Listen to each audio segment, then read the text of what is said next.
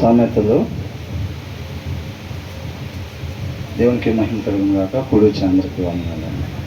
సామెతలు 24వ అధ్యాయం మొదటి వచనం నుంచి. మత్సరపడకము, వారి సహవాసము కోరకము అని అంటున్నారు. ఏం చెప్తున్నారు? దుర్జనులను చూచి మత్సరపడకము అని అంటున్నారు. దుర్జనులు అంటే ఎవరు? ఉండాల్సిన రీతిగా ఉండని వాళ్ళు దుర్జనులు. అవునా? మంచి జనులు కాని వాళ్ళు, ఉండాల్సిన రీతిగా ఉండని వాళ్ళు. వాళ్ళను చూచి మత్సరపడొద్దు, అసూయపడొద్దు, కడుపు మంట పెట్టుకోవద్దు, మీరు వ్యసన పడొద్దు అని అంటున్నారు. ఎందుకని? న్యాయం తప్పినప్పుడు ఆటోమేటిక్ ఏమైంది?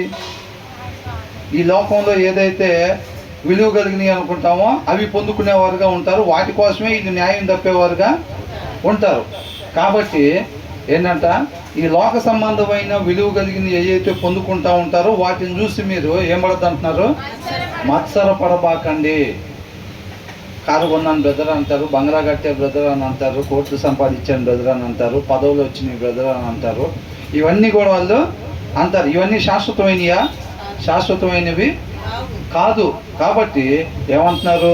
దుర్జనులను చూసి మత్సరపడబాకండి, వారి సహవాసము కోరకము.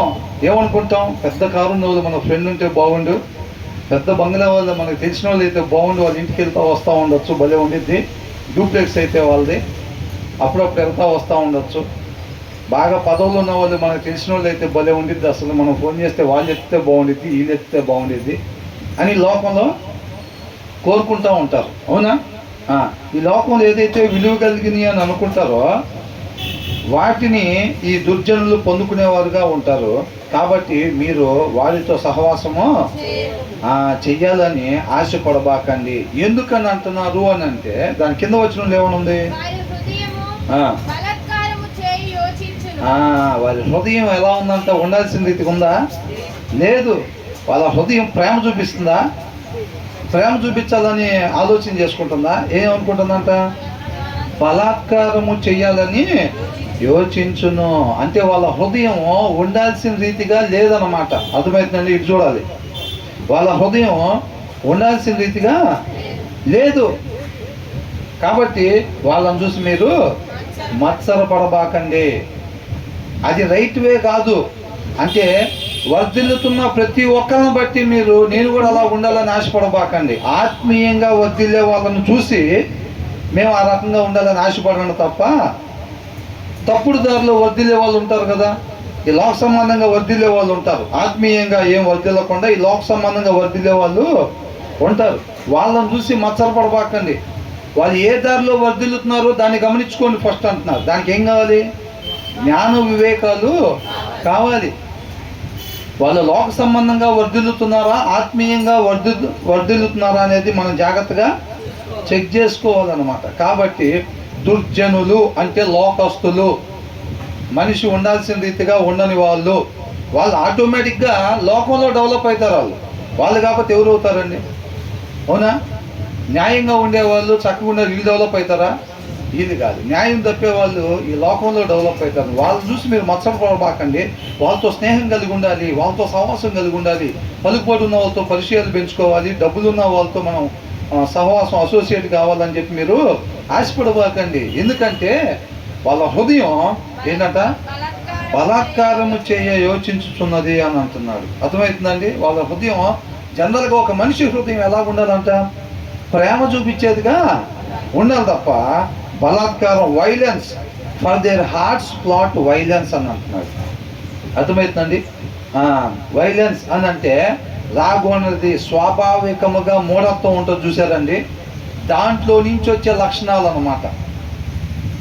వాళ్ళ హృదయం ఏం లేదు? వాక్యం లేదు. వాక్యం లేదు కాబట్టి స్వాభావికంగా వాళ్ళ హృదయంలో ఏదైతే ఉండిద్దో దానికి సంబంధించింది వస్తుంది. అంటే రాకూడదు ఆ హృదయంలో నుంచి వస్తుంది. ఒకరి ఆత్మీయ జీవితానికి పాలు చేయటానికి ఏం కావాలో అవి వాళ్ళ హృదయంలో నుంచి వస్తాయి. అంటే వాళ్ళు మంచి దారిలో కాదు వాళ్ళు వర్ధిల్లుతుంది, లోక సంబంధంగా వాళ్ళు వర్ధిల్లుతున్నారు. వాళ్ళని చూసి మీరు మత్సరపడబాకండి, వాళ్ళతో సహవాసం చేద్దామని మీరు ఆశపడబాకండి అని అంటున్నాడు. తర్వాత ఏంటంట, వారి పెదవులు ఆ, కీడును గూర్చి మాటలాడి దేని గురించి మాట్లాడుతాయి అంట? ఒక మనిషి పెదవులు మేలుని గురించి మాత్రమే మాట్లాడేగా ఉండాలి. అర్థమవుతుందండి? ఆయన్ని పోలి మనం జీవించాలి కాబట్టి, దేవుడిని పోలి, దేవుడు మేలు మాత్రమే చేసే దేవుడు అన్నమాట. కాబట్టి మన పెదాలు ఏం మాట్లాడాలి? మేలు మాత్రమే మాట్లాడేగా ఉండాలి తప్ప కీడుని గురించి మాట్లాడచ్చా? మాట్లాడకూడదు. అంటే నేను చెప్పేది ఒకటినండి, సారాంశాన్ని తీసుకోండి, లిటరల్గా తీసుకోబాకండి. అరే నువ్వు వాక్యం చదవకపోతే మాత్రం నాశనం అయిపోతావు చెప్తున్నా అని అంటే, కీడు పలకూడదు అని చెప్పారు కదా అని చెప్పి నోటితో పలకటం కాదండి, దాని సారాంశం మేలు చేయాలి. అర్థమవుతుందండి? దాని సారాంశం. ఒకరిని గద్దించేటప్పుడు ఏమంటాం? వాక్యం చదవకపోతే రేపు ఖచ్చితంగా మనం నిత్య జీవానికి చేరుకోలేము, జాగ్రత్త అని అంటే, కాబట్టి వాక్యం చదువు, ఆయన ఎందుకు భయభక్తులు కలిగి ఉండు, వాక్యంలో ఉన్న దాని ప్రకారంగానే ఉండు అని అంటే, ఇవన్నీ కూడా నెగిటివ్ మాటల్లాగా ఉన్నాయే అని చెప్పి అవి కీడని అనుకోబాకండి. ఆ ఎదుటి వ్యక్తిని ఏం చేస్తాయి? ఆత్మీయతలోకి నడిపిస్తాయి, ఆ మాటలు హెచ్చరిస్తాయి. గర్దిస్తున్నాం కదా, కాబట్టి వాళ్ళ ఆత్మీయతలో నడుచుకుంటారు. నిజంగా నేను వాక్యం చదవాలి, నిజంగా వాక్యంలో ఉన్న దాని ప్రకారంగా నేను నడుచుకోవాలి అనే ఉద్దేశం వాళ్ళకి కలిగిద్ది అన్నమాట. కాబట్టి దాని సారాంశం మేలు చేసేదిగా ఉండాలి. అర్థమవుతుందండి? అట్ ద సేమ్ టైం మాట్లాడకూడని మాటలు కూడా మనం మాట్లాడకూడదు, అది చూసుకోవాలి. కాబట్టి వాళ్ళు దుర్జనులు, వాళ్ళ హృదయంలో వాక్యం లేదు, రాకూడదు, వాళ్ళ హృదయంలో నుంచి వస్తుంది, బలాత్కారం వస్తుంది. వాళ్ళ హృదయంలో వాక్యం అయిన దేవుడు ఉంటే ప్రేమ వచ్చింది తప్ప బలాత్కారం రాదు. మేలు మాట్లాడతారు వాక్యం ఉంటే, కానీ వీళ్ళు ఏం మాట్లాడుతున్నారంట? కీడు మాట్లాడుతున్నారు. అంటే వీళ్ళు రాంగ్ వేలో డెవలప్ అవుతున్నారు, ప్రాస్పరస్ అవుతున్నారు, వీళ్ళు రాంగ్ వేలో డెవలప్ అవుతున్నారు అన్నమాట వీళ్ళు. కాబట్టి వాళ్ళని చూసి మీరు మత్సరపడబాకండి. రాశారా? హృదయం మీద రాశారా? నిన్న కాకుండా మొన్న వ్యాపారం పెట్టి కోట్లు సంపాదించాడు, నిన్న కాకుండా మొన్న వెళ్ళి లంచాలు ఇచ్చి అడ్డదారిలో పదవులు తెచ్చుకున్నారు, అవునా? కాబట్టి ఆఫీసుల్లో అక్కడ ఇక్కడ న్యాయం తప్పేసి డబ్బులు తెచ్చుకొని బంగ్లాలు కట్టారు. అవన్నీ చూసుకొని మీరు మత్సరపడబాకండి. అర్థమవుతుందండి? సంవత్సరంలో 6 నెలల్లో ఎట్లా కడతారండి బంగ్లాలు? ఎట్లా కొంటారు పెద్ద పెద్ద కార్లు? ఎంత జీతం ఇస్తే కొనొచ్చు అవన్నీ? అంటే అక్కడ ఏం జరుగుతుంది? ఎవరికో కొంతమంది పెద్ద జీతాలు ఉంటాయి, కానీ మిగతా వాళ్ళు ఎక్కువ శాతం రాంగ్ రూట్లో వెళ్తేనే అవన్నీ వస్తాయి. కాబట్టి వాళ్ళ హృదయం ఉండాల్సిన రీతిగా లేదు. కాబట్టి ఆ విషయంలో జాగ్రత్త కలిగి ఉండండి. వాళ్ళు డెవలప్ అవుతున్నారు, వీళ్ళు డెవలప్ అవుతున్నారు, వాళ్ళు కాస్ట్లీ షూ కొన్నారు, వాళ్ళు కాస్ట్లీ డ్రెస్సులు కొన్నారు, వీళ్ళు కాస్ట్లీ శారీలు కొన్నారు, మనమేమో కొనుక్కోలేకపోతున్నాం అని చెప్పి మీరు మత్సరపడద్దు అని అంటున్నారు. అర్థమవుతుందండి? మనం శాశ్వతంగా జీవించే మార్గంలో మనం కొనసాగే వారంగా ఉండాలి. ఆ జ్ఞానము, ఆ వివేకము మనం కలిగి ఉండాలన్నమాట. ఎదుటి వారితో అన్నిటిలో పోల్చుకొని మనం ఉండకూడదు. దేవుడు మనకి ఎంతవరకు అవసరమో అంతవరకు దేవుడు ఇస్తాడు. ఆ జ్ఞాన వివేకాలు కలిగి మనం నడుచుకోవాలి అని అంటున్నారు. తర్వాత ఏమంటున్నారు? ఈ 2 వచనాలు, మొదటి 2 వచనాలు ఒక సామెతకు సంబంధించినవి అన్నమాట. అర్థమవుతుందండి? కాబట్టి లోకస్తులు డెవలప్ అయినట్టుగా మనం అవ్వాలని చెప్పి ఆశపడకూడదు. జ్ఞానం కలిగి మన రైట్ వేలో వెళ్ళే వారంగా ఉండాలి. మన హృదయంలో ఎనీ టైం దేవుని వాక్యం ఉన్నట్లయితే మన ప్రేమ చూపించే వారంగా ఉంటారు, మేలు మాత్రమే మాట్లాడే వారంగా ఉంటామన్నమాట. అప్పుడు మనం దుర్జనులుగా కాకుండా మంచి జనులుగా మనం ఉంటాము. అర్థమవుతుందండి? మంచి జనులుగా మనం ఉంటాం. తర్వాత 3వ వచనం ఏమంటున్నారు?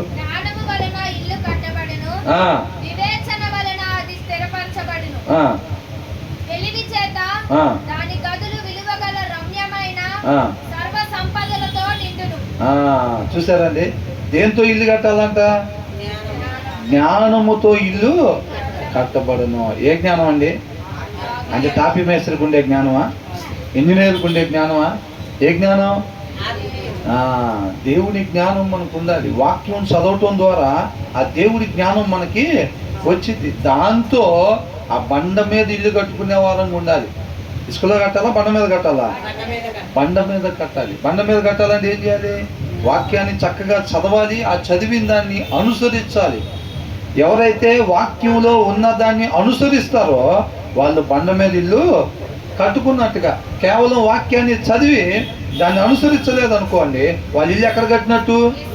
ఇసుకలో కట్టినట్టు అన్నమాట. ఆ ఇల్లు నిలబడిద్దా? ఆ ఇల్లు నిలబడదు.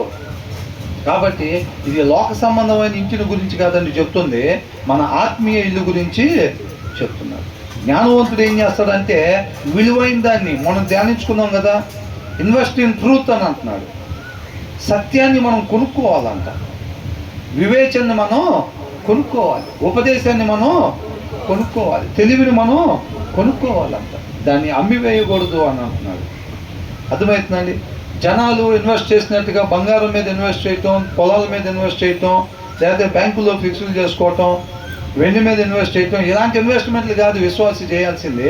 విశ్వాసి ఎక్కడ ఇన్వెస్ట్ చేయాలంట? సత్యం మీద ఇన్వెస్ట్ చేయాలి. దేవుడి కృపను బట్టి మనకి ఇచ్చిన సమయం సత్యాన్ని గ్రాప్ చేసుకోవటానికి. ఇది విలువైంది, సత్యం విలువైంది.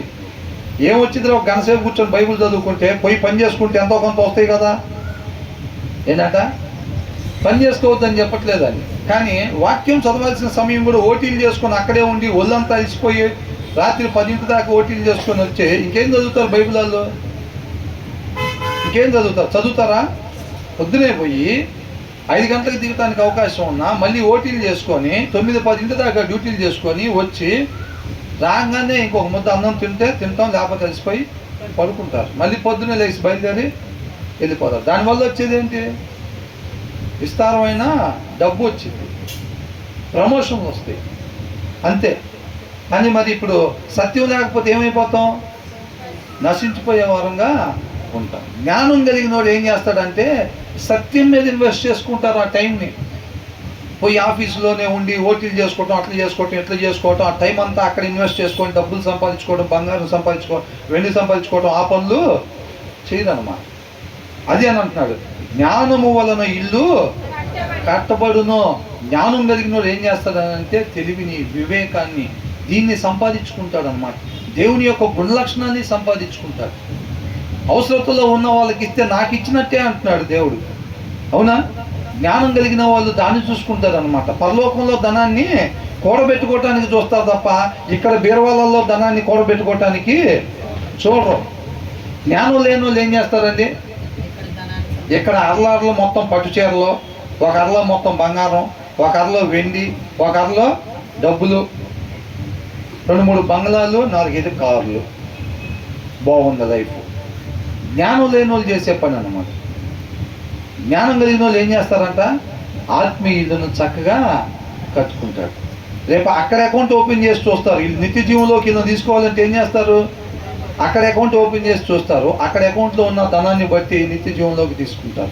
ఇక్కడ అకౌంట్లు ఎవరు చూడరు. తెలివి తక్కువ వాళ్ళు ఏం చేస్తారంటే ఆ విషయాన్ని గ్రహించుకోకుండా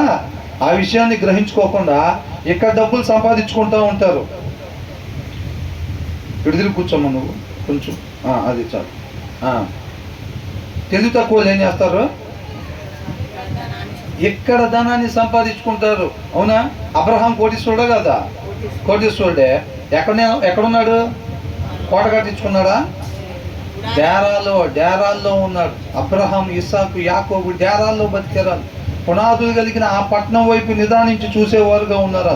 శాశ్వతమైన దాన్ని ఆ ఇంటి కోసం చూసే తప్ప కొంతకాలం ఉండిపోయే ఎక్కడ ఇల్లులు కట్టుకుందాము, ఎక్కడ బంగారం నగలేసుకొని తిరుగుదాము, ఎక్కడ విలువైన వస్త్రాలు కట్టుకుందామని ఆశపడలేదు. జ్ఞానం కలిగిన వాళ్ళు శాశ్వతమైన దాన్ని గ్రాప్ చేసుకున్నారు. వాళ్ళు అర్థమవుతుందండి?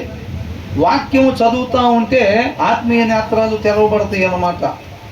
ఏది విలువైంది, ఏది పొందుకోవాలి, దేని దగ్గర మన సమయాన్ని ఇన్వెస్ట్ చేయాలి అనేది తెలుసుకుంటారు. వాక్యం చదవకపోతే ఏం చేస్తాం? ఈ మెరిసేయే కనపడతాయి, కొంతకాలం ఉండి మెరిసేయే కనపడతాయి. ఆ కారు కొనాలి ఎట్లాగైనా అని చెప్పి పని చేస్తారు. ఆ బంగ్లా కట్టాలి ఎట్లయినా అని చెప్పి పని చేస్తారు. ఆ చీర కొనాలి ఎట్లాగైనా అని చెప్పి సెలవు పెట్టకుండా పనికి వెళ్తూ ఉంటారు.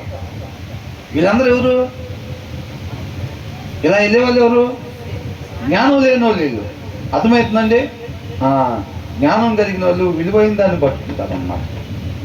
కాబట్టి వాళ్ళకి జీవాన్ని తీసుకొచ్చే ఆ యొక్క దేవుని మాటను పట్టుకుంటారు. ఆ వాక్య సారాంశాన్ని తవ్వటానికి సమయాన్ని ఇన్వెస్ట్ చేస్తారు వాళ్ళు. వాక్యం గంట సేపు చదివితే ఏమొచ్చిందండి మనకి? ఓ 10 రూపాయలు వస్తాయా? చాలామంది ఆలోచన అదే. లోక జ్ఞానం ఉందనుకోండి, దేవుడి జ్ఞానం లేకపోతే అంతే అనుకుంటారు. ఏమనుకుంటారు? ఏమొచ్చింది వాక్యం చదివితే? ఆదివారం వెళ్తున్నాం ఉందా చర్చికి, ఒక 10 రూపాయలు వస్తాయి, ఒక 100 రూపాయలు కేజీ బియ్యం వచ్చిద్దా? కొంతమంది తల్లిదండ్రుల దగ్గర వాక్యం ఉండదు. పిల్లలు చక్కగా సండే స్కూల్కి వెళ్ళి నేర్చుకుంటూ ఉంటారు. ఆ పిల్లలు తర్వాత క్రమం తప్పకుండా శుక్రవారం ఫెలోషిప్కి, లేకపోతే సండే ఫెలోషిప్కి, లేకపోతే మంగళవారం వెళ్తుంటే పొద్దుగోకు చర్చి అంటారేంటి, పనికి పోకుండా ఏదో ఒకటి అని అంటారు తల్లిదండ్రులు కూడా. అర్థమవుతుందా? ఏమొచ్చింది పొద్దాకులు పోయి ఆడ కూర్చుంటే? ఆదివారం ఏదో వెళ్ళామా వచ్చామా, పొద్దాకులు చర్చి అంటే అంటారు తల్లిదండ్రులు. వాళ్ళకేం కావాలి? డబ్బులు. చర్చి అనుకుంటా ఉంటే పనులు అవ్వవు. పనులు పోయి శుభ్రంగా డబ్బులు సంపాదించుకొని సెటిల్ అవ్వాలి. అర్థమవుతుందా? పిల్లల్ని చక్కగా చదివించుకోవాలి, మంచి ఇల్లు కొనుక్కోవాలి, 2-3 స్థలాలు కొనుక్కోవాలి. క్రైస్తవులం కాబట్టి చర్చికి పోవాలి. కొంతమంది తల్లిదండ్రుల హృదయాల్లో వాక్యం లేకపోతే పరిస్థితి ఇలా ఉండిద్ది అన్నమాట. అర్థమవుతుందండి? కాకపోతే అడిగితే ఏం చెబుతారు? మీరు ఎప్పుడు సంతోషంగా ఉంటారండి మీ పిల్లల విషయంలో అంటే, వాళ్ళు వాక్యాన్ని అనుసరిస్తున్నారని మాకు తెలిసినప్పుడు మేము సంతోషంగా ఉంటామండి. ఎలా వచ్చిద్దండి? మామిడికాయ విత్తనం వేసి యాపిల్కాయలు వస్తాయా? రావు. వాడిని పొద్దున్న లేగిస్తే పనికి పోమని చెప్పి వాడు ఏమి వినాలంట? ఏం చెవులతో? వాక్యానుసారంగా నా పిల్లలు ఉంటున్నారనే సాక్ష్యం అంటే ఊళ్ళో జనాల దగ్గర నుంచి వినాలంట. ఎట్లా వింటాడు? ఆ దిశగా పెంచితే కదూ, ఆ దిశగా నువ్వు ధ్యాస పెడితే కదూ, అసలు ఫస్ట్ నువ్వు బైబుల్ చదివితే కదూ ఆ దిశగా ధ్యాస పెట్టాలి మనిషి అని ఆయన పిల్లల్ని ఆ రీతిగా నేర్పాలనే విషయం నీకు తెలియటానికి నీకు ఆ జ్ఞానం ఉండాలి కదా మొదట. అవునా? కాబట్టి జ్ఞానముతో ఇల్లు కట్టబడును. ఏది శాశ్వతమైన దాన్ని తీసుకొచ్చిందో తెలుసుకునే జ్ఞాన వివేకాలు మనకి కావాలి. వాక్యం చదవకపోతే ఆ జ్ఞానం మనలో ఉండదు. ఈ లోకంలో ఉండే విలువైన వాటి కోసం పరిగెడతా ఉంటాం. వాటిని సంపాదించుకోవటానికి లోక తెలివితేటలు సంపాదించుకుంటాం. దేవుడి జ్ఞానం లేని వాళ్ళ దగ్గర ఏముంటుంది అంటే లోక జ్ఞానం ఉంటుంది. అర్థమవుతుందండి? వీటిని సంపాదించుకుంటాం. ఇగోండి 100 కేజీలు వెండి సంపాదించాను, దీన్ని తీసుకొని నిత్య జీవనంలో నడిపిస్తారా? పెద్ద పదవి ఉందండి నాకు, కింద ఎక్కడ కూడా మూల మీద ప్లేస్ ఇవ్వండి అంటే ఇస్తారా? మీరు కాబట్టి జ్ఞానము వలన ఇక్కడ కాదని ఈగా సంపాదించేది, అక్కడ మనం ధనాన్ని కూడబెట్టుకునే వాళ్ళంగా ఉండాలి. అక్కడ ధనం ఎలా కూడబెడతాం? ఇతరుల పట్ల మనం ప్రేమ చూపించి అవసరతల్లో ఉన్న వాళ్ళకి మనం సహాయం చేసినప్పుడు అది అక్కడ కూర్చబడిద్ది అనమాట ఆ ధనం. అవునా? దేవుడు ప్రేమై ఉన్నాడు కాబట్టి మనం కూడా ప్రేమై ఉండాలన్నమాట. కాబట్టి తర్వాత ఏమంటున్నాడు? వివేచన వలన అది కడతాము. అది స్థిరంగా శాశ్వతంగా ఉండాలని దానికి ఏం కావాలంట? వివేచన కావాలన్నమాట. అర్థమవుతుందండి? ఏ టైంలో ఎలా ఉండాలి, ఏం చేయాలి, ఏమి చేయకూడదనే వివేకము కలిగి ఉండాలి. కాబట్టి ఈ విలువైన వీటిని, జ్ఞానాన్ని, వివేకాన్ని, వీటిని సంపాదించుకోవాలి, తెలివిని సంపాదించుకోవాలి. వెండిని, బంగారం పర్లేదండి, 1 కేజీ బంగారం పోగు చేశాను, 1 కేజీ వెండి పోగు చేశా, ఒక 50 లక్షలు డబ్బులు పోగు చేశా అని అంటే ఉపయోగం ఏం లేదు. దానికోసం కాదు దేవుడు పంపించింది. అవునా? యేసయ్య కూడా అయ్యే పోగేసుకున్నారా? మనకు మాదిరి కదా యేసయ్య మరి. కాబట్టి చూసుకొని వాక్యం చదువుతుంటే మనం దేని దగ్గర టైం ఇన్వెస్ట్ చేయాలో దాని దగ్గర ఇన్వెస్ట్ చేసే వాళ్ళంగా ఉంటాము. తర్వాత ఏమంటున్నారు?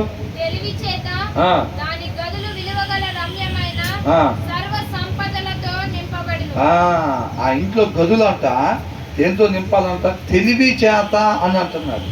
లేకపోతే ఏం చేస్తాం? ఇందాక అన్నట్టుగా ఒక గదిలో పట్టు చీరలు, ఇంకొక గదిలో బంగారం, ఇంకొక గదిలో స్థలాలు ఉన్న కాగితాలు, అవునా, రిజిస్ట్రేషన్ కాగితాలు, ఇట్లాంటివన్నీ గదుల్లో నింపి పెడతారు. ఇప్పుడు డబ్బులున్న వాళ్ళు ఏం చేస్తారు? ఈ లోకంలో వర్దిల్లే వాళ్ళు ఉంటారు చూసారా, న్యాయం తప్పేసి వాళ్ళు ఏం చేస్తారు? ఒక్కొక్క లాకర్లో వాళ్ళకి ఎన్ని లాకర్లు, ఎన్ని అలమర్లు ఉంటాయి, సీక్రెట్ ప్లేస్లు ఉంటాయి. ఆ ప్లేస్లు అన్నింటిలో ఈ లోకంలో కొంతకాలం ఉండిపోయే వాటిని ఏదైతే ఉంటుందో అవి మొత్తాన్ని కూడా దాచుకుంటూ ఉంటారన్నమాట. కానీ తెలివి చేత అన్నారు. అందుకని అర్థమవుతుందండి? వాక్యం చదవలేదు అనుకోండి, ఈ లోక తెలివి ఉన్నప్పుడు దాచుకునే పనులు అయ్యి అన్నమాట, చేసే పనులు. కానీ దేవుని యొక్క తెలివితేటలు మనకు ఉండాలి. ఆ దేవుని తెలివి మనం పొందుకునేటప్పుడు ఏమవుతుందంటే ఆ గదులు, మన ఆత్మీయ ఇంటిని, ఆ గదుల్ని తెలివితో నింపుకోవాలంట. దేంతో నింపాలంట? విలువ గల రమ్యమైన సర్వ సంపదలతో నింపబడును. ఏ సంపదలంతా? ప్రేమ, దయ, కరుణ, వాత్సల్యత, ఇతరుల పట్ల ఏదైతే చూపిస్తూ ఆయన గుణ లక్షణాలు ఏవైతే ఉన్నాయో వాటన్నిటితో కూడా మన హృదయాన్ని నింపుకోవాలన్నమాట. అర్థమవుతుందండి? మన గదుల్లో అయ్యి ఉండాలి, అంతే తప్ప వెండి, బంగారం, డబ్బు, పదవులు, హోదా, ఆరోగ్యం ఈ కాదండి ఉండాల్సింది. ఒక విశ్వాసి యొక్క ఇంటి నిర్మాణంలో ఏముండాలంట? దేవుని యొక్క గుణ లక్షణాలే సంపదగా కలిగి మనం ఉండాలి, అంతే తప్ప మనం ఈ లోక సంబంధమైన వాటిని పోగేసుకునే వారంగా మనం ఉండకూడదు. ఆ జ్ఞాన వివేక మనిషి ఉండాల్సిన రీతిని దేవుడు చక్కగా మనకి తెలియపరుస్తూ ఉన్నాడు అనమాట. మన హృదయం మీద రాసుకోవాలి. దేనికోసం మనం ప్రయాసపడాలి? ఇటు తిరిగినా చూపట్టేనా? అటు తిరిగినా చూపట్టే, ఇటు తిరిగినా చూపట్టే. కాబట్టి మనం ఏం చేయాలి? ఈ లోకస్తులు మిగతా వాళ్ళు దుర్జనులలాగా ఏం చేయాలి? అవసరానికి మించి బంగ్లాలు కొనాలి, కార్లు కొనాలి, పేర్లు సంపాదించాలి, హోదాలు సంపాదించాలని వాటి కోసం మనం పరిగెత్తే వాళ్ళంగా, ఆశపడే వాళ్ళంగా ఉండకూడదు. అలాంటి వాళ్ళతో ఫెలోషిప్ కూడా మనం చేయకూడదు. అందుకని అసలు మొదటి వచనం ఏమంటున్నారు? వారి సహవాసము కోరకము అని అంటున్నాడు. వాళ్ళ సహవాసం కోరేమనుకో ఏమైంది? వాడిని ఫ్రెండ్గా చేసుకుందాం అనుకుంటారు. వాడిని ఫ్రెండ్గా చేసుకుందాం అనుకోండి, నీతి తప్పి వ్యాపారంలో కోట్లు సంపాదించే వాడిని ఫ్రెండ్గా చేసుకుందాం అనుకున్నారు అనుకోండి, ఏమైంది? పోయి కొంతసేపు అరే మా ఫ్రెండ్ వాళ్ళ షాప్లో కూర్చొని వద్దాంరా అని అనుకుంటాం. వాళ్ళ ఫ్రెండ్ వాళ్ళ షాప్లో కూర్చుంటే ఏమంటాడు వాళ్ళ ఫ్రెండ్? అరే ఎందుకు ఊరికే డబ్బులన్నీ పాటు చేసుకుంటావు, నీకు వచ్చేదే తక్కువ, ముందు రోజుకి 800 900 వస్తాయి, అవునా? ఎందుకు వాళ్ళకి వీళ్ళకి అందరికి ఇచ్చి ఎవడెట్లా పోతే నీకు ఎందుకు డబ్బులు జాగ్రత్త చేసుకోక, తెలివి లేకుండా. నేను చూడు మొన్నే 2 స్థలాలు కొన్నా, అవునా? అటు షాప్లో కూర్చున్న దగ్గర నుంచి ఏం చెప్తూ ఉంటాడు? నోరు తీసి మాట్లాడాలని. ఆ షాప్లో కూర్చున్న దగ్గర నుంచి ఏం చెప్తాడు? ఈ లోక సంబంధంగా ఎలా డెవలప్ అవ్వాలి? తను ఆల్రెడీ మార్గం తప్పిపోయి ఉన్నాడు. అలాంటి డబ్బున్న వాళ్ళతో సహవాసం చేద్దాము అని అనుకున్నప్పుడు ఏమవుతుందంటే వాళ్ళు ఆ డబ్బులు ఎట్లా సంపాదించాలో పొద్దుగా మనకి వాళ్ళ ఆలోచనలు చెప్తూ ఉంటాడు అనమాట. దుర్జనుల నోట్లో నుంచి ఏమొచ్చింది? కీడు మాత్రమే వచ్చింది అంట. రాశారు కదా అక్కడ 2వ వచనంలో రాశారా? ఏం పలుకుతాడంట? వారి పెదవులు కీడును గూర్చి మాట్లాడును. హృదయంలో వాక్యం లేను, డబ్బులు సంపాదించి లోకంలో డబ్బులు సంపాదించుకుంటున్నాడు. వాళ్ళతో స్నేహం చేయాలని కోరుకోబాకు. నువ్వు కోరుకుంటే వాడు పొద్దుకు వాడు నోరు చేసి మాట్లాడాలంటే నీకు కీడే కలిగింది. నీ హృదయం కీడు చేసేటట్టుగా ప్రేరేపిస్తాడనమాట.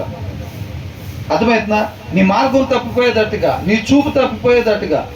పైన ఆ పునాదులు కలిగిన ఆ పట్నం వైపు, పైన అంటే అది పైన అనుకుంటా ఉండేది అనుకోబాకండి, ఇక్కడే ఉండేది. ఆ పట్నం వైపు చూడకుండా నువ్వు ఈ పట్నం వైపు చూసేటట్టుగా చేస్తాడనమాట. విశ్వాసఘాతకులుగా చేస్తాడు. నీ విశ్వాసం పోయేటట్టుగా చేస్తాడు. వెనకాల పిల్లలు ఉన్నారు కదరా, 2 పిల్లలు ఉన్నారు కదా, వాళ్ళు రేపు ఏం పెట్టి చదివిస్తావు? వాళ్ళకి రేపు వివాహాలు ఎట్లా చేస్తావు? అవి ఇవన్నీ చెప్పి నేనేం చేస్తాడు? విశ్వాసఘాతకునిగా చేస్తాడన్నమాట. నువ్వు డబ్బులు సంపాదించుకోవాలని చెప్తూ ఉంటాడు. రోజు పోయి వాళ్ళ దగ్గర కూర్చునేటప్పుడు ఏమైతే నీకు ఒక రోజు కాకపోతే ఒక రోజు, ఏ రోజైతే నువ్వు బలహీనంగా ఉన్నావో ఆ రోజున ఆ మాటలు నీ హృదయంలోకి జరబడిపోతాయి. అంతే, నీ హార్ట్లోకి వెళ్ళిపోతాయి ఆ మాటలు. మనం బలహీనంగా ఉన్న రోజున అప్పుడు ఏమవుతామంటే నిజంగానే మనం కూడా 4 డబ్బులు సంపాదించుకోవాలి అని అనుకుంటాం. అర్థమవుతుందా? 4 డబ్బులు సంపాదించుకుంటే మన పరిస్థితి ఏమైంది? న్యాయం తప్పినప్పుడు ఏమైంది? ఏమంటాడు? న్యాయం అనేది ఏం కుదరదురా, నువ్వు ఇన్ని రోజులు ఉన్నావు, ఏం సంపాదించు, మా పిల్లలతో బ్రహ్మాండంగా చదివించుకుంటున్నా, నేను ఎవరికాడ ఏం లాక్కొచ్చుకోవట్లా, అది దాన్ని అంటాడు. అక్కడే ఉండి ఓటీలు చేసుకోమని చెప్తాడు. విశ్వాసం ఎక్కడ ఇన్వెస్ట్ చేయాలంట? సత్యంలో, వివేకంలో, తెలివిలో ఇన్వెస్ట్ చేసుకోవాలి. సమయాన్ని కేటాయించాలి తప్ప జ్ఞానం కలిగిన వాళ్ళు విలువైన వాటిని గ్యాదర్ చేసుకుంటారు. ఎక్కడ విలువైన వాటిని? ఆత్మీయ జీవితానికి విలువైన వాటిని గ్యాదర్ చేసుకుంటారు. ఈ లోకస్తుడు ఏం చేస్తాడు? ఎక్కడ విలువైన దాన్ని గ్యాదర్ చేసుకుంటూ ఉంటాడు. దానికి సమయాన్ని పెడతాడు, దానికోసం తన శ్రమను పెడతాడు, కష్టపడతాడు. ఇక్కడ ఉన్న వాటిని సంపాదించడానికి, వెండి, బంగారం, హోదాలు, పలుకుబడి, వీటిని సంపాదించుకోవటానికి కష్టపడి పగలు రాత్రి కష్టపడుతూ ఉంటాం. అర్థమవుతుందండి? జ్ఞానం కలిగిన వాళ్ళు ఏం చేస్తారంటే మనిషి దేన్ని సంపాదించుకోవాలో చూసుకొని దేవుని యొక్క గుణ లక్షణాలని సంపాదించుకుంటారు అన్నమాట. ఆ జ్ఞానం కలిగి ఉండాలి అని అంటున్నాడు. అర్థమవుతుందండి? కాబట్టి వాళ్ళతో సహవాసం కూడా చేయొద్దు. నువ్వు డబ్బులున్న వాళ్ళతో ఫ్రెండ్షిప్ చేద్దాం, పలుకుబడి ఉన్న వాళ్ళతో పరిచయాలు పెంచుకుందాం, బంగ్లాలు ఉన్న వాళ్ళు తెలిసిన వాళ్ళు అయితే బాగుండు, కార్లు ఉన్న వాళ్ళు తెలిసిన వాళ్ళు అయితే బాగుండు, లేకపోతే ఇట్లాంటి ఎప్పుడు కూడా మనం అనుకోకూడదు. వాళ్ళతో చేరబాక, ఖచ్చితంగా నీ పక్కలో బల్యాలు అవుతారు వాళ్ళే. అంటున్నాడా లేదా దేవుడు? ఏదో ఒక దినాన వాళ్ళ ఆచారాలు, వాళ్ళ అలవాట్లు, వాళ్ళ విధి విధానాలు చిన్నగా నీ హృదయంలో జరపెడతారు. ఖచ్చితంగా అయ్యే నీకు ఊరిగా మారుతాయి. నా కుమారుడా, నువ్వు వాళ్ళతో సహవాసం చేయబాక. అర్థమవుతుందండి? సీరియల్ పెట్టి మంచిగా తీసుకునేది ఎందుకు? అసలు నువ్వు పెట్టకుండా ఉండాలి కదా. పెట్టకుండా అది వలలో కాలు పడిన తర్వాత పీక్కుంటావా? వల అట్లా పెడతారా? ఒకసారి కాలు పడిన తర్వాత దాంట్లో ఇక నువ్వు పీక్కుందామన్నా రాదు. మందు మంచిది కాదంటాడు, పొద్దున్నే పోయి తాగుతూ ఉంటాడు. ఎందుకని? ఒకసారి పెట్టాడు కాలు దాంట్లో, అది ఆటోమేటిక్గా పట్టేస్తుందని. నువ్వు గిడిపించుకొని పరిగెడదాంరా, ఇది మంచిది కాదురా, ఇది నన్ను నశింపజేసేటట్టు ఉందని నువ్వు అనుకున్నా అది వదిలిపెట్టదు ఇంక నేను. అర్థమవుతుందండి? కాబట్టి ఒకసారి చూద్దాం ఎట్లుంటుందో. మనకు కూడా తెలిస్తే నలుగురికి చెప్పడానికి బాగుండిద్ది. ఒక సీసా తాగితే మనకు కూడా నలుగురికి చెప్పడానికి బాగుండిద్ది. అదే అది అట్లాంటిదిరా అది అని చెప్పడానికి బాగుండిద్ది. నువ్వు ఒకసారి కాలు పెట్టిన తర్వాత చెప్పడానికి నువ్వు ఉండవు ఇంకా. అవునా? కొంతమందికి ఆశ ఉండిద్ది అనమాట. హృదయంలో వాక్యం నాటిస్తాడు, ఎంత కోరికలు వస్తాయి. వేసే లెగుతో నీకు గొయ్యి అంట. అదే ఆ గొయ్యిలో దిగద్దుగా కానీ ఎట్లుండిద్దో దగ్గరికి వెళ్ళి చూసొద్దాం. గొయ్యి కాడికి వెళ్ళాక దగ్గర ఎంత లోతు ఉంది, ఎట్లా ఉంది, అసలు దగ్గరికి పోయి చూసి వస్తాడు. ఎందుకు మనకు ఆ పనులన్నీ? వద్దు అంటే వెళ్ళకూడదు అంతే. ఇంకా ఆయన చెప్పాడు వద్దు అన్నాడు, వెళ్ళకూడదు ఇక అంతే. అది ఉండాలి. నేను దిగలే కానీ ఒకసారి పోయి అట్లాంటివి మనం చేయకూడదు అనమాట. ఆయన వద్దు అంటే వెళ్ళకూడదు. డబ్బులు ఉన్న వాళ్ళతో లేకపోతే వాళ్ళతో వీళ్ళతో సహవాసం చేయొద్దంటే చేయకూడదు. నేను డబ్బులు ఉన్న వాళ్ళు అంటే వేరే రకంగా అనుకోబాకను. దుర్జనులు అని అంటున్నారు అక్కడ. అవునా? దుర్జనులను చూసి మత్సర పడబాకండి అంటే ఈ లోకంలో ఎదిగే వాళ్ళని చూసి మీరు మత్సర పడబాకండి, వాళ్ళ సహవాసం కోరుకోబాకండి. ఎందుకంటే వాళ్ళ హృదయం బలాత్కారం యోచించును. వాళ్ళ హృదయం ఏం ఆలోచిస్తుంది? బలాత్కారం చేయాలని ఆలోచిస్తుంది. వాళ్ళ పెదవులు కీడును గురించి మాట్లాడును. నువ్వు పోయి వాళ్ళ దగ్గర కూర్చున్నప్పుడు ఏమైతే అట్లాంటి వాళ్ళతో ఫ్రెండ్షిప్ చేసుకోవాలి. మా ఫ్రెండ్స్ మొత్తం పేదోళ్ళే, మంచి కారు కూడా లేదు, ఎవరికి మంచి ఇల్లు కూడా లేదు, డూప్లెక్స్ కూడా లేదు, లోపల మెట్లు ఎస్కలేటర్లు ఇల్లు వద్దాం అంటే. మా ఫ్రెండ్స్ దగ్గర ఎవరి దగ్గర డబ్బులు లేవు. నాకు తెలిసిన వాళ్ళు ఎవరు కనీసం వాటి బొమ్మలు కూడా లేవు. సరిగ్గా నేత్రాలు తెలుసుకొని చూస్తే మనకి ఎవరు తెలుసంట? సర్వోన్నతుడే మనకి తెలిసిన ఆయన తోడుగా ఉంటాడు. ఆయన ఫేవర్ ఉండిద్ది మనకి. ఎప్పుడు? మనిషి ఉండాల్సిన రీతిగా మనం ఉన్నప్పుడు ఉండాలని ఆ ఇంటెన్షన్ ఆశపడి ఆయన ఆశ్రయించినాం. వార్డు మెంబర్ గొప్పడా, ఏసై గొప్పడా? ముఖ్యమంత్రి గొప్పడా, ఏసై గొప్పడా? జ్ఞానం కలిగిన వాళ్ళకి ఆ విషయాలు తెలుసుకుంటారు. జ్ఞానం లేకపోతే ఏం చేస్తారు? పిచ్చోడా, మీ జీవితాలు అందుకే అట్టుంటాయి. మీ జీవితాలు అట్టుంటాయి. అందుకని మీరు ఎప్పుడు పట్టిన అవసరం మా దగ్గరికి వస్తారు. మేము అట్టగా ఇంట్లో కూర్చొని ఫోన్ చేస్తే పనులు జరుగుతాయి. ఎక్కడ దాకా? తీర్పు దాకా పనులు జరుగుతాయి. తర్వాత జరుగుతాయా? తర్వాత ఏం జరగదు. మీరందరూ వాస్తవమే బ్రదర్, మాకు ఇక్కడ పనులు ఏమి జరగవు, మాకు జరిగే పనులే, అక్కడ పనులే మాకు చేతవుతాయి తప్ప ఇక్కడ పనులు మాకు చేతగా ఉన్నాను. అవునా కదా? కాబట్టి ఏంటంటే జ్ఞానము వలన ఇల్లు కట్టబడును. ఆ జ్ఞానాన్ని సంపాదించుకోండి నా కుమారుడా, నా కుమార్తె అని అంటున్నాడు. ఈ లోకంలో మెరిసిపోయే వాటిని చూసి మచ్చలు పడబాకండి. ఏంట్రా నేనే ఇస్తున్నా మిగతా వాళ్ళందరూ అనిపిస్తుందంటే నీ హృదయంలో వాక్యం లేదు. నీ హృదయంలో వాక్యం కారు కొన్నానంటే నువ్వు ఏమంటే దిగులు పడ్డావంటే, కొద్దిగా డల్ అయ్యావంటే నీలో వాక్యం సరపడా లేదు. పైన ఫ్లోర్ వేస్తున్నానంటే డల్ అయ్యావని అంటే మన హృదయంలో వాక్యం సరిగ్గా లేదు. అది చెక్ చేసుకోవాలి ఇదంతా. కాబట్టి జ్ఞానం వల్ల ఇల్లు కట్టబడను, వివేచన వలన అది స్థిరపరచబడను, తెలివి చేత దాని గదులు విలువైన రమ్యమైన సర్వ సంపదలతో దేవుని యొక్క గుణలక్షణాలతో దాన్ని మనం నింపుకునే వాళ్ళం ఉండాలి. కాబట్టి అండర్లైన్ వర్డ్స్ ఏంటంట, జ్ఞానము, వివేకము, తెలివి. ఆ మూడు సంపాదించుకో నా కుమారుడా, నా కుమార్తె. నీ ఇల్లు బండ మీద కట్టినట్టు స్థిరంగా ఉండిద్ది. రేపు మనకు కలిసి యుగ యుగాలు ఉండొచ్చు. అట్లా కాకుండా, జ్ఞానం కాకుండా డబ్బు, వెండి కాకుండా బంగారం, తెలివి కాకుండా ఇంకొకటి సంపాదించుకున్నాం అనుకోండి, డబ్బు, వెండి, బంగారాలు సంపాదించుకుంటే ఇక్కడ ఇల్లు కడతావు కానీ అక్కడ ఇల్లు కట్టలేము. అర్థమవుతుందండి? జ్ఞానం కలిగిన వాళ్ళు అక్కడ డబ్బును సంపాదిస్తారు, ఇక్కడ డబ్బును కాదు. అక్కడ డబ్బును సంపాదించాలంటే అవసరతలో ఉన్న వాళ్ళకి సహాయం చేయాలి, అవసరతలో ఉన్న వాళ్ళకి మన సమయాన్ని ఉపయోగించాలి, అవసరతలో ఉన్న వాళ్ళ దగ్గర మన కష్టాన్ని ఉపయోగించాలి. ఇతరుల కొరకు మన చేతులకు కష్టపడేగా ఉండాలి. ఒక బాగులేదంటే తీసుకునే హాస్పిటల్ దగ్గరికి తీసుకెళ్తాం. మనం చేయగలిగింది ఏదైతే ఉందో అది మనం చేసేవారంగా ఉండాలన్నమాట. జ్ఞానం కలిగిన వాళ్ళు అవి చేస్తారు. లోక జ్ఞానం ఉంటే ఏం చేస్తారు, ఇక్కడ సంపాదించుకుంటారు, రేపు దాన్ని బాగొట్టుకుంటారు. అర్థమవుతుందండి? కాబట్టి మనం జాగ్రత్తగా జ్ఞానం, వివేకం, తెలివి కలిగి ఉండాలి తప్ప ఈ లోకంలో కంటికి కనపడే వాటిని చూసి మనం ఆశపడే వాళ్ళంగా ఉండకూడదు. తర్వాత ఏమంటున్నారు, ఎలా ఉంటాడంటే ఈ 2 వచనాలు 3-4 వచనాలు ఒక సామెత అండి. మొదటి 2 వచనాలు ఒక సామెత, 3-4 వచనాలు ఒక సామెత. ఇప్పుడు 30 సామెతలు మనం చెప్తున్నారు కదా, అవునా?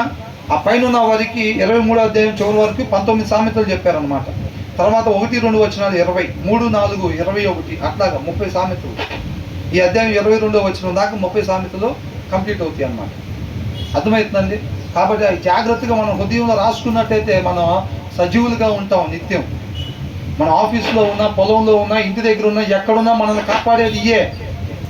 తల్లిదండ్రులు కాదు, మా అమ్మ లేదు, మా నాన్న లేడు, మా బాబాయ్ లేడు, మా పెద్దమ్మ లేదు, మా పెదనాన్న లేడు కాదు. మనల్ని కాపాడేది వాక్య సారాంశం, సత్యం. ఆ సత్యం మనం స్వతంత్రులు చేసేది. తల్లిదండ్రులు స్వతంత్రులు చేయలేరు. అర్థమవుతుందండి? వాళ్ళేని ఏం చెప్తారు, నాన్న దీన్ని పొందుకో అని చెప్తారు. ఏమంటారు, వాక్య సారాంశం పొందుకో, అది నిన్ను స్వతంత్రం చేసిద్ది. మేము కూడా అదే పనిలో ఉన్నాం, మేము కూడా స్వతంత్రం అవుతాం. కాబట్టి మేము కూడా స్వతంత్రం అవ్వడానికి ఈ సారాంశాన్ని పొందుకోవాలి. మీరు కూడా ఈ సారాంశాన్ని పొందుకొని స్వతంత్రం చేసిద్ది మిమ్మల్ని నేను అన్నాం. తల్లిదండ్రులు కూడా అటువైపు చూపించాల్సిందే. బాబాయి, పెద్దమ్మ, పెదనాన్న సరైన వాళ్ళు అయితే వాళ్ళు కూడా అటువైపే చూపించాలి. కాబట్టి డాడీ లేరు, మమ్మీ లేరు, పెదనాన్న లేరు, పెద్దమ్మ లేరు అని చెప్పి బాధపడాల్సింది కాదు. ఏం కావాలంట, మన మరణం నుంచి, పాపం నుంచి మనం స్వతంత్రులను చేయాలంటే ఏం చేసిద్దంట, వాక్య సారాంశం సత్యం. ఆ సత్యం మనం స్వతంత్రులను చేసిద్ది అన్నమాట. కాబట్టి జ్ఞాన వివేకాలు కలిగి మనం చూడాల్సిందే చూసేటట్టుగా, మన సమయం ఎక్కడ పెట్టాలో అక్కడే పెట్టేటట్టుగా, దేన్ని పొందుకోవాలో దాన్నే పొందుకునేటట్టుగా, ఈ జీవితంలో దేవుడి కృపను బట్టి మనకి ఇచ్చిన సమయం మనం ఎలా ఉపయోగించాలో అలాగే ఉపయోగించాలంటే ఆ జ్ఞాన వివేకాలు, తెలివి మనకి అవసరమో.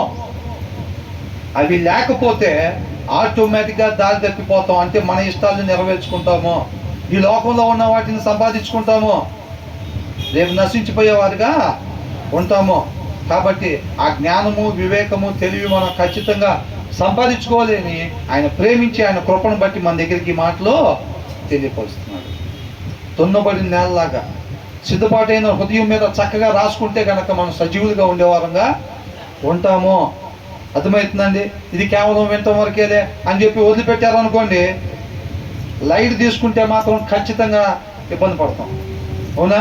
ఎవరు మాటలు ఇయ్యే? దేవుని మాటలు. ఆయన కృపను బట్టి పంపించాడు మన దగ్గరికి. ఆయన ఇది పంపిపోతే మన పని ఎప్పుడో అయిపోయేది. అవునా కదా? కాబట్టి ఏమంటున్నారు తర్వాత, జ్ఞానము గలవాడు, డబ్బు కలిగినోడా, పేరు కలిగినోడా, ఆరోగ్యం కలిగినోడా, ఎవరంట? లోకంలో ఏమంటారు, రే చూసావా బలం ఏందంట, ఎంత వచ్చిందో చూసావా బలం, రాత్రి మటన్ తిన్నా, ఏంటంట రాత్రి మటన్ తిన్నా, మొన్న జీడిపప్పులు తిన్నా, నిన్న పాయసం, బెల్లం పాయసం తిన్నా, అందుకనే వచ్చిందిరా ఈ బలం. అరే చూసావా ఆర్థిక బలం అంటాడు, ఇంత డబ్బులు చూపించి. కేజీ బంగారం చూసావా మన బలం అని అంటారు. ఏదంట బలం? నిజమైన బలం ఏది? జ్ఞానము గలవాడు, జ్ఞానం కలిగినోడు బలవంతుడు. ఆ జ్ఞానంతో గులియాతు మీదకి వెళ్ళాడు. కేజీలు మాంసం తిని వచ్చి ఉంటాడు గులియాతు. ఆ? డబ్బు కూడా ఏమో తక్కువ ఉంటుందా? అంత పెద్ద డాలు, అంత పెద్ద బడిసె, అంత పెద్ద కత్తి ఊరకనే వస్తాయా? ఎంత డబ్బుతో తయారు చేసుకోవాలి? ఆ శరీరాన్ని పోషించాలంటే రోజుకి ఎంత పెట్టాలి? అవునా? డబ్బు ఉంది, బలం ఉంది, అన్నీ ఉన్నాయి, కానీ బలవంతుడు ఉన్నాడా? అది బుడ్డదావీదు వెళ్ళి పటాలమని పడగొట్టేశాడు అంతే. ఎలా పడగొట్టాడు? జ్ఞానంతో పడగొట్టాడు. కాబట్టి లోకంలో వాటిని చూసి మనం భయపడేది కాదు. దేవుడి జ్ఞానం కలిగిన వాళ్ళు బలవంతులండి. జ్ఞానం కలిగిన వాళ్ళు అంటే లోక జ్ఞానం సంపాదించుకున్నాం.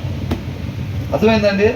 దేవుని జ్ఞానము, లోక జ్ఞానం కావాలంటే లోకస్తుల దగ్గరికి వెళ్ళి ఒక గంట సేపు కూర్చుంటే మొత్తం నేర్పుతాడు. ఎట్లా కల్తీ చేయాలి, కనపడకుండా ఎట్లా చేయాలి, కలర్ మారకుండా ఎట్లా చేయాలి, శుభ్రంగా లోక జ్ఞానం నేర్పుతాడు. ఆ జ్ఞానం తిన్నగా తీసుకెళ్ళి నిత్య నరకాగ్నికి. అవునా కదా? కాబట్టి ఆ జ్ఞానం గలదంట. ఏ జ్ఞానం గలవాడు? దేవుడి జ్ఞానం గలవాడు బలవంతుడుగా నుండు. ఆ జ్ఞానం ఎక్కడి నుంచి వచ్చింది? ఎక్కడి నుంచి వచ్చింది? అందరూ చెప్పాలి. దేవుని వాక్యము చదువుతూ ఉంటే ఆయన నోట నుంచి వచ్చింది అన్నమాట జ్ఞానం. ఆయన నోట నుంచి వచ్చింది వాక్యం. కాబట్టి ఆ వాక్యం చదువుతుంటే జ్ఞాన వివేకాలు తెలివి మనకి వస్తాయి. నువ్వు నేను నిజంగా బలం సంపాదించాలని అంటే ఏం చేయాలి? జిమ్ములు చేయటంలో కాదు, రోజుకి 6 గంటలు జిమ్లోనే ఉంటా అని అంటారు. ఎక్కడ ఉంటారంట? మొన్న కరోనాలో తేలిపోయింది వాళ్ళందరూ ఎక్కడ ఉంటారు? 6 గంటలు జిమ్లోనే ఉండేవాళ్ళు 6 అడుగులు గొయ్యిలో కమ్మ పనుకున్నారు వెళ్ళి ఎండదాలకుండా. అవునా? జ్ఞానం కలిగిన వాళ్ళు ఎక్కడ ఉంటారు? దేవునితో పాటు ఉంటారు. సెంట్రల్ ఏసీలో ఉంటారు. అవునా? సెంట్రల్ ఏసీలో ఉంటారు. సెంట్రల్ ఏసీ అంటే ఈ సెంట్రల్ ఏసీ కాదండి, అపార్థం చేసుకోబాకండి.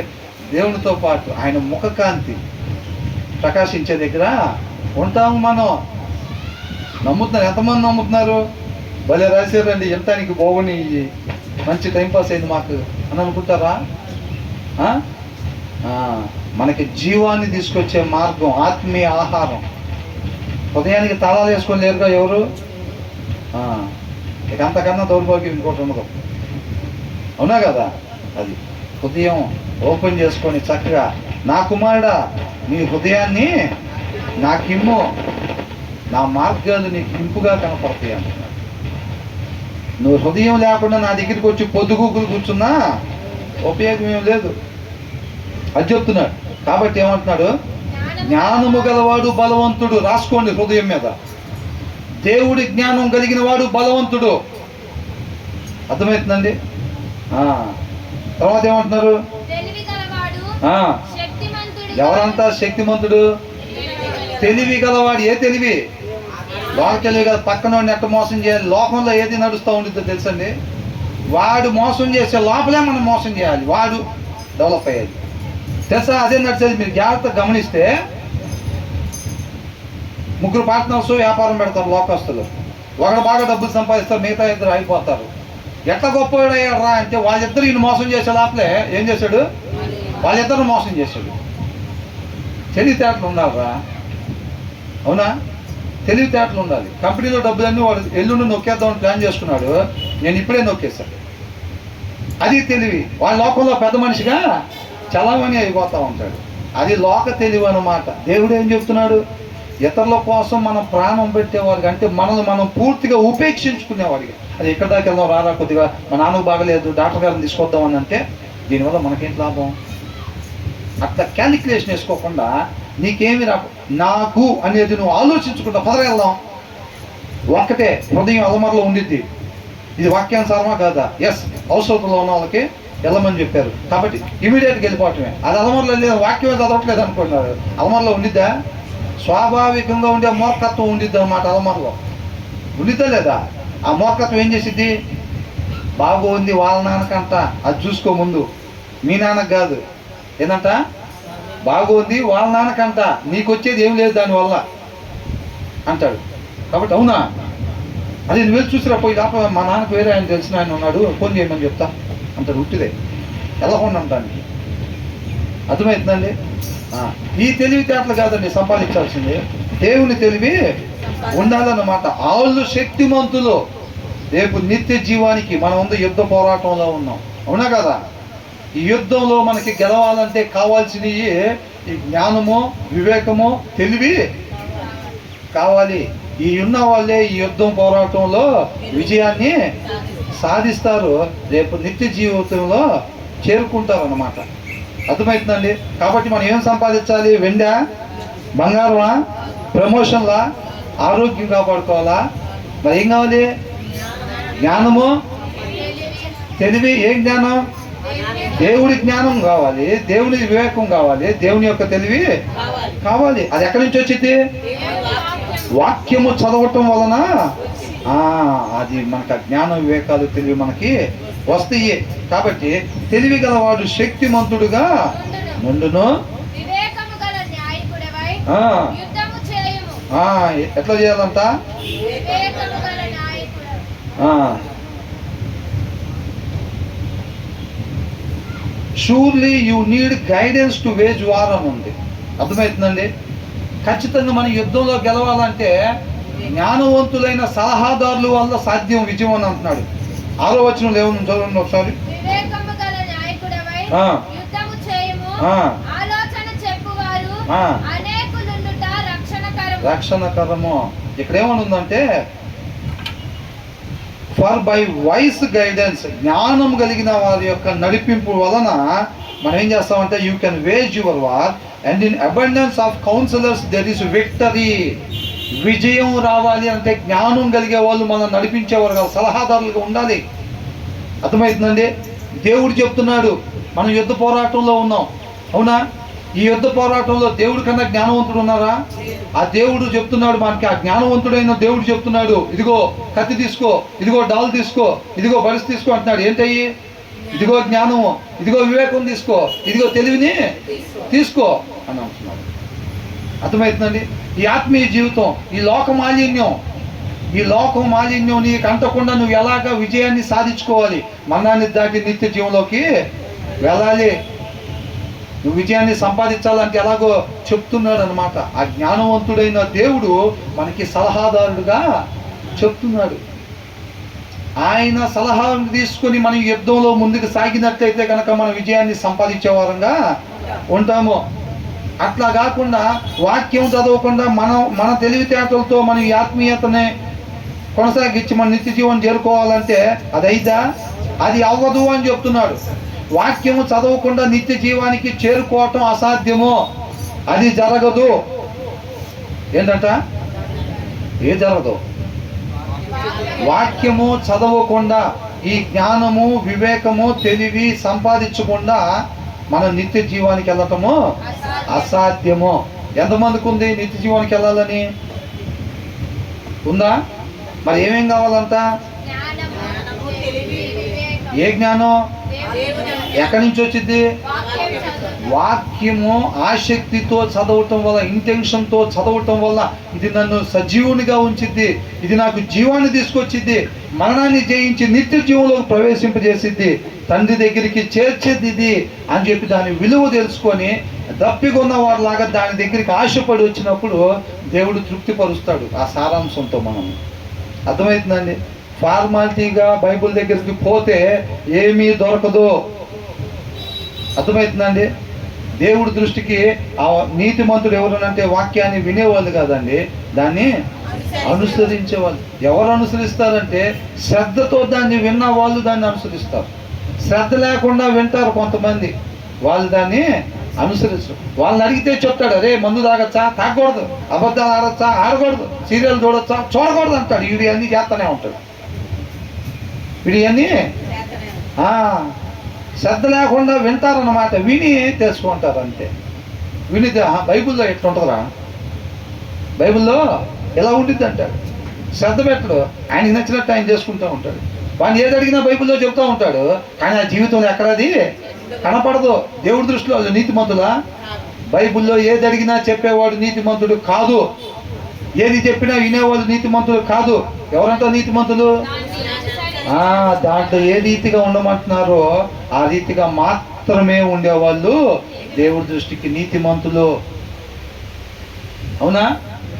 చిలక చెప్పినట్టు అంటారు. చిలక కూడా ఇంత బాగా చెప్పాలనుకుంటున్నా, అది అవునా కదా? చక్కగా పొద్దున్నే ఆయన పాదాల చెంత చేర్చుకొని ట్యూషన్కి, మేడం పొద్దున్నే రండి మేడం పిల్లలకు ట్యూషన్, అంత పొద్దున్నే నాకు కుదరదండి అంటారు. అవునా?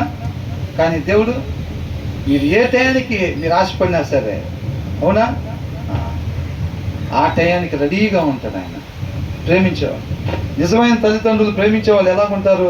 అర్ధరాత్రి 2 గంటలకైనా మమ్మీ ఆకలేస్తుందంటే ఏం చేస్తారు?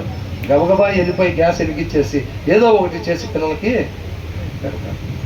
అవునా కదా?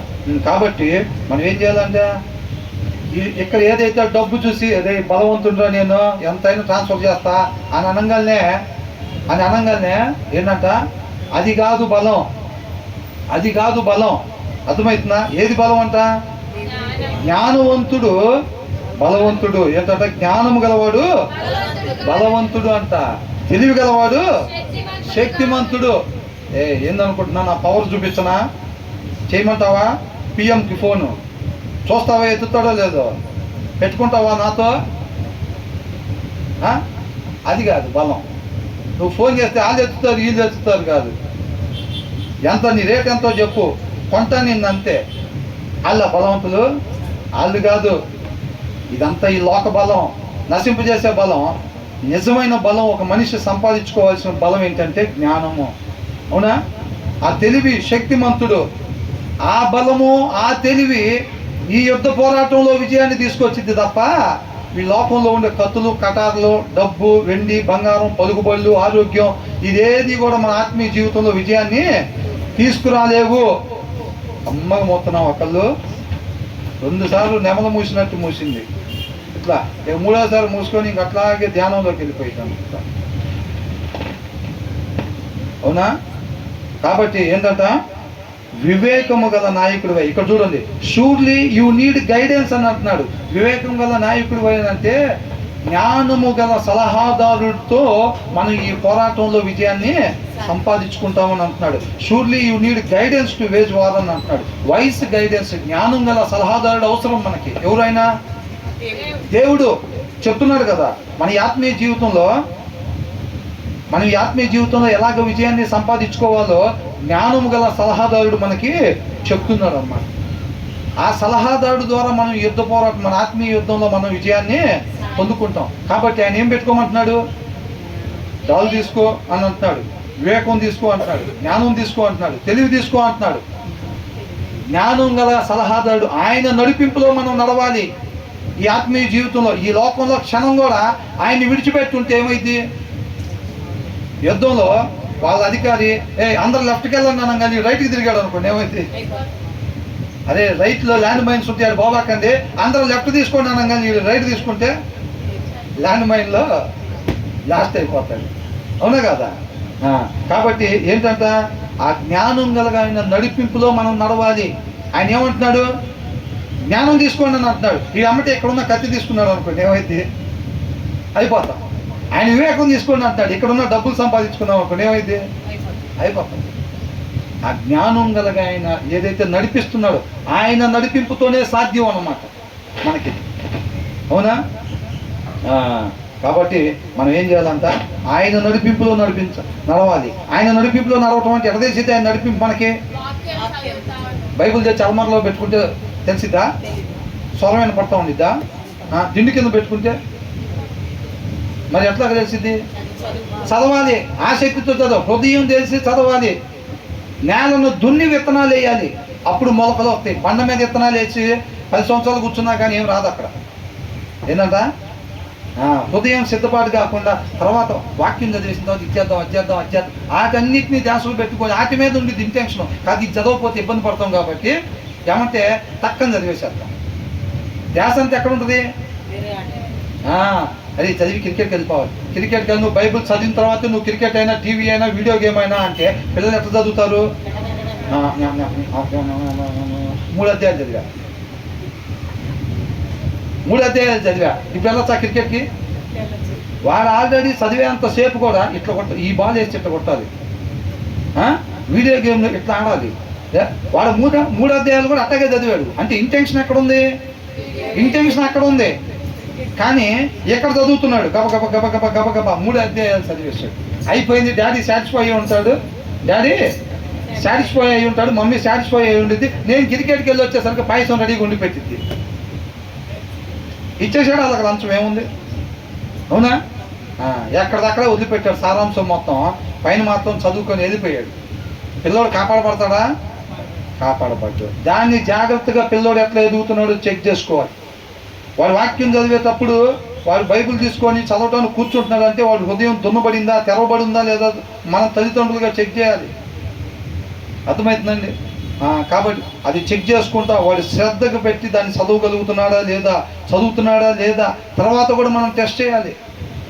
అర్థమవుతుందండి? వాడి జీవితంలో అది కనపడుతుందా లేదా టెస్ట్ చేయాలి. కనపడకపోతే ఏం చేయాలి? సరి చేస్తూ ఉండాలి జాగ్రత్తగా పిల్లోడిని పెంచేటప్పుడు. అవునా? ముందు వచ్చిన వాళ్ళు చూసుకున్నాం కదా, అలాగా పిల్లల్ని పెంచుకోవాలి.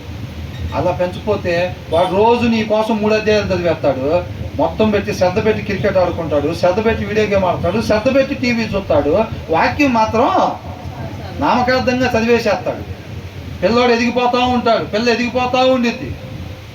జీవితంలో ట్యాచ్ లైట్ వేసి ఎతికినా క్రీస్తు పోలికలు కానీ స్వరూపం కానీ ఎక్కడా కనపడదు. అర్థమైందా? అది దేవుడు కూడా బాధపడ్డాడు. ద్రాక్ష తోట వేస్తే ఏమైందంట? కారు ద్రాక్ష. అన్నీ చేస్తే కూడా కారు ద్రాక్ష. అర్థమవుతుందండి? కాబట్టి ఏమంటున్నాడంట, మనం ఆ జ్ఞానం కలిగిన ఆయన నడిపింపు ప్రకారంగానే మనం నడుచుకుంటేనే, వాక్యము చదువుతా ఆ జ్ఞాన వివేకాలు తెలివితోనే మన ఆత్మీయ జీవితాన్ని మనం నడిపిస్తే ఈ లోక మాలిన్యం మనం అంటకుండా ఈ లోకాన్ని జయించేటట్టుగా ఉంటాం క్రీస్తు వలె. ఆయన వెళ్ళిన మార్గం చెప్తున్నాడు మనకి. అర్థమవుతుందండి? అంతే తప్ప మనం లైట్ తీసుకొని మనం దీన్ని చదివద్దు పెట్టామంటే మాత్రం ఉపయోగం ఏం లేదు. తర్వాత ఏమంటున్నారు?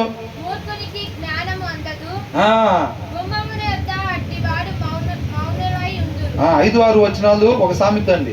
అర్థమవుతుందండి? మొదటి 2 వచనాలు ఏం నేర్చుకున్నాం? దుర్జనులను చూసి మత్సపడబాక, అంటే లోకస్తులను చూసి నువ్వు అసూయ పడబాక, మత్సరపడబాక, వాళ్ళతో సహవాసం చేద్దాం అనుకోబాక. ఎందుకని వాళ్ళతో సహవాసం చేద్దామని ఎందుకు అనుకుంటాం? అది కోటి సంపాదించారు, కనీసం వాళ్ళతో ఫ్రెండ్షిప్ చేస్తే ఒక 20 లక్షలు వస్తాయి కదా, మనకి ఎంతో కొంత సంపాదించుకుంటాంగా, ఆ తెలివితే అట్లా కొద్దిగా వస్తాయిగా అని అనుకుంటాం. అందుకని వాళ్ళతో సహవాసం చేద్దాం అని అనుకుంటాం. అట్లా అనుకోబాక. నువ్వు వాళ్ళ హృదయం మంచిది కాదు, మనిషి ఉండాల్సిన రీతి కాదు, లేరు. ఫస్ట్ అది చూసుకో, ఆ జ్ఞాన వివేకం కలిగి ఉండు. కాబట్టి నువ్వు వాళ్ళతో సహవాసం చేయబాకంటున్నాడు. 3వ వచనంలో ఏమనుంది? జ్ఞానంతో మన ఇల్లు కట్టుకోవాలి. దేవుడి జ్ఞానంతో మన ఇల్లు కట్టాలి, వివేచనతో దాన్ని స్థిరపరచాలి, తెలివి చేత దాని గదులు నింపాలి. వెండి బంగారాలతో ఒక అలమరలో పట్టుచీరలు, ఒక అలమరలో బంగారం, ఒక అలమరలో వెండి, ఒక అలమరలో ఇంకోటి విలువైనవి కాదు నింపాల్సింది. అవునా? ఈ లోక జ్ఞానం ఉండేవాడు చేసే పనులు ఒక లాకర్లో ఇది, ఒక లాకర్లో అది, ఒక లాకర్లో అది పెడతాడు. అవునా? అదే దేవుడి జ్ఞానం కలిగిన వాళ్ళు ఏం చేస్తారు? ఒక లాకర్లో ప్రేమ, ఒక లాకర్లో దయ, ఒక లాకర్లో కరుణ, ఒక లాకర్లో వాత్సల్యత, వీటితో నింపుకుంటాడు ఆ గదుల్ని. వీటితో నింపుకుంటాడు. సత్యాన్ని దగ్గర ఇన్వెస్ట్ చేస్తాడు, కొనుక్కుంటాడు సత్యాన్ని, వివేకాన్ని కొనుక్కుంటాడు. తెలియలేనుడు ఏం చేస్తాడు? ఓటీలు చేసి పొద్దున 9ంటికి పోయి రాత్రి 10 దాకా బైబిల్ చదవటానికి కూడా శరీరం సహకరించినంత సమయం అక్కడే పెట్టి డబ్బులు కట్టలు తెచ్చుకుంటాడు. దేవుడి జ్ఞానం లేని వాళ్ళు చేసే పని అదేగా, అది చేస్తాడు. కానీ దేవుడి జ్ఞానం కలిగిన వాళ్ళు చేయాల్సిన పని ఇది. తర్వాత 5వ వచనం 6వ వచనం ఏం చూసాం? ఎవరు బలవంతుడు అంట? ఏ జ్ఞానం? దేవుడి జ్ఞానం. వాక్యం బాగా శ్రద్ధ కలిగి చదవటం వల్ల వచ్చే దేవుడి జ్ఞానం కలిగిన వాళ్ళు బలవంతులు అన్నమాట. అర్థమవుతుందండి? తర్వాత ఎవరు శక్తిమంతులు అంట? దేవుని తెలివి కలిగిన వాళ్ళు. వాక్యం చదవటం వలన, శ్రద్ధ కలిగి చదవటం వలన వచ్చే తెలివి ఏదైతే ఉందో వాళ్ళు శక్తిమంతులు. ఎంతమంది నమ్ముతున్నారండి? ఎంతమంది నమ్ముతున్నారు? మన ఆత్మీయ జీవితంలో విజయాన్ని సంపాదించాలని అంటే ఆ జ్ఞానము, ఆ తెలివి మనం సంపాదించుకునే వాళ్ళంగా ఉండాలి. హృదయం మీద రాసుకోండి. ఈ లోక జ్ఞానం, లోక తెలివితేటలు వ్యర్థమైనవి, అవి మనకు అవసరమే లేదు. వాళ్ళతో సహవాసం కూడా చేయొద్దని అంటున్నాడు. వాళ్ళతో మీరు సహవాసం చేశారంటే ఏదో ఒక దినాన వాళ్ళలాగా నిన్ను తయారు చేస్తాడు. నీకెందుకు ఆ శోధన? వాడి దగ్గరికి వస్తావు పోబాక. నువ్వు నీ ఇంట్లో ఉండి ప్రార్థన చేయ వాడి గురించి కూడా. వాడి దేవుడి జ్ఞానాన్ని పొందుకోవాలని చెప్పి ప్రార్థన చేయి, లోక జ్ఞానం కాకుండా. అందరికి ఎవడు అవసరతల్లో ఉన్నా సరే దాచుకొని పెద్దోడయ్యేవాడిగా కాకుండా వాడికి సహాయపడి అక్కడ ధనాన్ని సంపాదించుకునేవాడిగా ఉండాలని ప్రార్థన చేయి భారం కలిగి. అంతే తప్ప వాడి దగ్గరికి పోయి సమయాన్ని పెట్టబాక. అర్థమవుతుందండి? ఆపద పొంచి ఉండిద్ది, అది మనకు ఊరిగా మారిద్ది, జాగ్రత్త అంటున్నాడు. తర్వాత 7వ వచనం, ఇది 4వ సామెత ఏమంటున్నారు?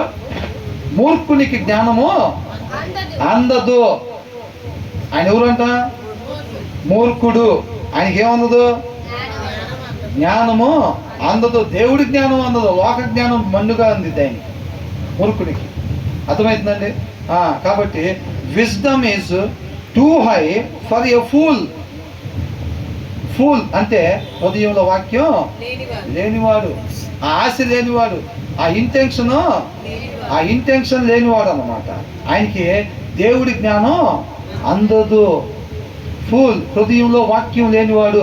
హృదయంలో వాక్యం లేనివాడు ఆత్మీయ సోమరిగా ఉంటాడు. ఆ సోమరి ఆశ నెరవేరకుండా దేవుడే చూసుకుంటాడు. కాబట్టి ఆ దేవుడి జ్ఞానం అందకుండా ఏం చేస్తాడంట? దేవుడి జ్ఞానం అందకుండా ఎత్తుగా ఉండేటట్టుగా దేవుడే చేస్తాడు. కాబట్టి మన ఏమంటున్నారు? దాని తర్వాత ఏమంటున్నారు? ఇది చివరి వచనంలో అండి, జాగ్రత్తగా విందాం. కాదు, 7వ వచనం ఒక్కటే ఒక సామెత. మూర్ఖునికి జ్ఞానము అందదు, గుమ్మమునొద్ద అట్టి వారు మౌనులై ఉందురు. అంటే ఆ దినాల్లో మీరు చూసినట్లయితే రూతు గ్రంథంలో కావచ్చు, వీటిలో ఆ పురం యొక్క ద్వారపు గుమ్మాల దగ్గర జ్ఞానులు పెద్దలు కూర్చొని ఉంటారు అన్నమాట వాళ్ళు. అర్థమవుతుందా? రూతు గురించి కూడా బోయాజు మాట్లాడేటప్పుడు ఎక్కడ మాట్లాడాడు? అక్కడే మాట్లాడాడు. ఆ ఊర్లో ఉండే జ్ఞానవంతులు పెద్దలు కూర్చునే ప్లేస్ అన్నమాట అది. అర్థమవుతుందండి? అందుకనే గుమ్మముల వద్ద అని రాశారనమాట. గుమ్మమున వద్ద అట్టివారు మౌనులై ఉందరు. వాళ్ళు మాట్లాడతాకేముండదు. ఎందుకని? వీడి కాడ ఏం లేదు, వీడి దగ్గర జ్ఞానం లేదు. జ్ఞానం లేదు కాబట్టి ఏం మాట్లాడతాడు? జ్ఞానం కలిగిన వాళ్ళంతా ఆ గుమ్మం దగ్గర కూర్చొని మాట్లాడుకుంటూ ఉంటారు. అవునా? అక్కడ అందరూ జ్ఞానులు పెద్దోళ్ళు కూర్చునేది. ఈయన దగ్గర ఏం లేదు, మూర్ఖుడు కాబట్టి ఈయన దగ్గర జ్ఞానం లేదు. జ్ఞానం అందకుండా దేవుడే చేస్తాడు. కాబట్టి ఈయన అక్కడ కూర్చొని ఏం మాట్లాడతాడు? ఈయన నోరు తెరిచి మాట్లాడాలంటే జ్ఞానం ఉండాలి కదా. ఆ జ్ఞానానికి సంబంధించిన మాటలు ఈయన దగ్గర ఏమి లేవు కాబట్టి ఆ దగ్గర కూర్చున్నా సరే ఎట్లా ఉంటాడు? మౌనంగా ఉంటాడు. ఈ మూర్ఖుడు ఈ గుమ్మాల దగ్గర మౌనంగా ఉంటాడు, కానీ రేపు నిత్య జీవంలో అసలు ఉండనే ఉండడు. ఏంటంట? నిత్య జీవంలో అసలు ఉండనే ఉండడు. ఎందుకని? ఆయన దగ్గర జ్ఞానము లేదు కాబట్టి. సంచులు డబ్బులు వేసుకెళ్ళినా లోపలికి ఎంట్రీ ఉండదు. కేజీల కొద్ది బంగారం వేసుకెళ్ళినా లోపలికి ఎంట్రీ ఉండదు. నెంబర్ 1 ఆరోగ్యంగా చూసుకొని శరీరాన్ని తీసుకుపోయినా కానీ అక్కడికి ఎంట్రీ ఉండనే ఉండదు. జ్ఞానం ఉందా? వివేకం ఉందా? తెలివి ఉందా? వాటిని చూసి రేపు లోపలికి ఏ జ్ఞానం? దేవుడి జ్ఞానం. అది ఉంటేనే రేపు నిత్య జీవంలోకి ఎంట్రన్స్ అన్నమాట. ఈ గేటుల దగ్గర, ఈ మెయిన్ ఎంట్రన్స్ గేటుల దగ్గర గుమ్మమున వద్ద ఈ జ్ఞానం లేని వాళ్ళు ఎట్లయితే నోరు తెరవకుండా ఉంటారో, రేపు దేవుడి జ్ఞానం లేని వాళ్ళు నిత్య జీవంలో ప్రవేశము ఉండదు. ఈయన ఎట్లయితే మాట్లాడటానికి మాట లేకుండా మౌనంగా ఉన్నాడో, రేపు వాళ్ళకి ఎంట్రీ లేకుండా బయటే ఉండాల్సి వచ్చింది అనమాట. అర్థమవుతుందండి? అంటే ఈ వచనంలో సారాంశం ఏంటి? మనం మూర్ఖులలాగా ఉండకూడదు, వివేకము కలిగి ఉండాలి. మూర్ఖునికి ఇంకొక పేరు అజ్ఞాని, అవివేకి, తెలివి తక్కువ వాడు. అర్థమవుతుందండి? మూర్ఖులకి ఉండే పేర్లు అన్నమాట ఇవి. కాబట్టి మనం మూర్ఖునిలాగా ఉండకుండా, అవివేకిలాగా ఉండకుండా, అజ్ఞానిలాగా ఉండకుండా, తెలివి తక్కువలాగా ఉండకుండా ఆ దేవుడి జ్ఞానం కలిగి మనం ఉండాలి. ఆ దేవుడి జ్ఞానం కలిగితే ఆత్మీయ జీవితంలో విజయాన్ని తీసుకొచ్చిద్దంట. అది మనకి ఏ టైంలో ఎలాగుండాలి. ఈ లోకస్తుడు అపవాది అమ్ముల పొదిలో బాణాలు ఏదైతే నీ దగ్గరికి వేసాడో అది పాము కాటేసిద్ది. వేసే లోతైన గుంట అది ఖచ్చితంగా నన్ను విశ్వాసఘాతకుని చేసిద్ది. ఇవన్నీ కూడా తెలుస్తాయి అన్నమాట. ఆ దేవుని జ్ఞానము, వివేకము, తెలివి ఉంటే నువ్వు ఎక్కడున్నా సరే ఆత్మీయ జీవితంలో ఈ లోకంలో ఉన్నా సరే ఈ లోక మాలిన్యం మనకు అంటకుండా మనల్ని కాపాడుతూ ఉంటాయి అన్నమాట. మన ఆత్మీయతను కాపాడి మనల్ని ఎక్కడికి నడిపిస్తే నిత్య జీవంలోనికి నడిపిస్తాయి అన్నమాట. అర్థమవుతుందా? ఈ జ్ఞాన వివేకాలు, ఈ తెలివి మనకు లేదనుకోండి, వాళ్ళు వేసిన బాణం ఏమైందంటే చిన్నగా మన గుండెల్లోకి జరపడిపోయింది అది. అవునా? కాబట్టి దాన్ని జాగ్రత్తగా గమనించుకోవాలి. మనం మూర్ఖునిలాగా ఉండకూడదు. మనం దేవుని జ్ఞానం కలిగిన వారిగా ఉండాలి, దేవుని వివేకం కలిగిన వారు ఉండాలి, దేవుని తెలివిగా కలిగి మనం ఉండాలి. అప్పుడే మనం నిత్య జీవంలో ఉండేవారంగా ఉంటాము. ఈ ఓవరాల్ సారాంశం ఏం చెప్తుందంటే, ఈ లోకంలో విలువ గల వాటిని సంపాదించుకోవటానికి మీరు ప్రయత్నం చేయబాకండి. అలా ఉండే వాళ్ళని చూసి మీరు మత్సరపడబాకండి. అది ఫ్లీటింగ్ వేపర్ లాంటిది, ఆవిరి లాంటిది, ఎండమావులు లాంటిది. అర్థమవుతుందండి? ఈ లోకంలో 3 స్టేర్లు డాబా, కట్ల డబ్బులు, పలుకుబడి, ఇవన్నీ కూడా ఎండమావులు లాంటిది. కానీ అవి రేపు శాశ్వతంగా నిలబడవు. కొంతకాలం అవి శాశ్వతంగా ఉండేటట్టుగా కనపడతాయి అంతే, కానీ తర్వాత అయ్యి ఉండవు. అర్థమవుతుందా? ఏంటంటే చేసి అవి లాంగ్ లైఫ్ ఉండవు. అవి లాంగ్ లైఫ్ ఉండవు. ఎవర్ లాస్టింగ్ లైఫ్ని మనకి తీసుకురావు. ఎవర్ లాస్టింగ్ లైఫ్ని మనకి తీసుకురావు. ఏది? ఈ లోకంలో మనీ, ఈ లోకంలో బంగ్లాలు, పెద్ద పెద్ద కార్లు, పలుకుబడి, హోదా, ఈ లోకంలో విలువైనగా పేరుగాంచినవి ఉన్నాయి చూసారా? ఇవన్నీ కూడా అవి శాశ్వతంగా ఉంటాయి, అవి మనకు భద్రతగా ఆశ్రయదుర్గంగా ఉంటాయి అని అనిపించింది అంతే. భ్రమపరుస్తాడు అపవాది, భ్రమపరుస్తాడు. కానీ అవి మనల్ని కాపాడలేవు. మనల్ని కాపాడేది ఏంటంత చెప్తాను? దేవుని జ్ఞానము. ఏంటంట ఆనంద్? దేవుని వివేకము. ముందు అది ఉండాలి. అవునా? ఏంటమ్మా ఇంకేం కనపడింది? దేవుని తెలివి, అది దేవుని జ్ఞానము, దేవుని వివేకము, దేవుని తెలివి మనకు శాశ్వతమైన సంపదను, నిత్య జీవాన్ని, తండ్రి దగ్గర ఉండేదానికన్నా కుమారుడికి కుమార్తెకి ఇంకా సంపద ఏమైనా ఉందా? ఆయన ముఖ దర్శనం చేసే భాగ్యం, దాన్ని తీసుకొచ్చేది ఈ 3 అన్నమాట. కాబట్టి ఈ 3 ఎక్కడి నుంచి వస్తాయి? వాక్యము చదవటం వలన. ఎలా చదవాలి? శ్రద్ధ పెట్టి ఆసక్తితో చదవాలి. అవునా? ఇది నన్ను బ్రతికించిద్ది అని చెప్పి మన హృదయం మనం పూర్తిగా ఉపేక్షించుకొని, మన హృదయం ఖాళీ చేసుకొని చక్కగా దేవుని యొక్క వాక్య సారాంశాన్ని మన హృదయంలో పెట్టుకోవాలి. మన ఇష్టాలు ఏమీ లేకుండా ఆ వాక్య సారాంశాలు, ప్రభువా నువ్వేం చెప్తున్నావో అదే. ఈ వచనంలో నాకు ఫస్ట్ నుంచి ఒక అభిప్రాయం ఉంది ప్రభువా, దాన్ని నువ్వు వేరేలాగా చెప్తున్నావు, అది తీసేసుకోవటానికి ఇష్టపడట్లేదు కాదు. అర్థమవుతుందండి?